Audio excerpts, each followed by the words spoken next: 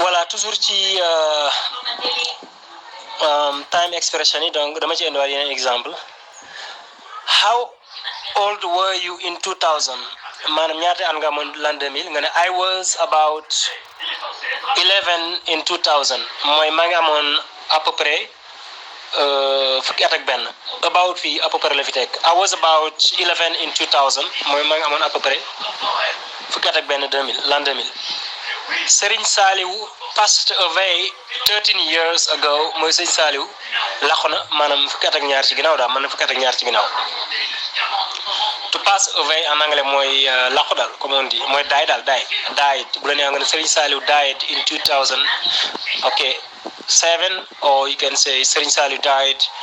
13 years ago mais died boo ko utilisé dafa xaw a ñàkk tegin daal n'est-ce pas mooy làqu daal en fait moo gën a tegine moo tax nga utilisé passed away.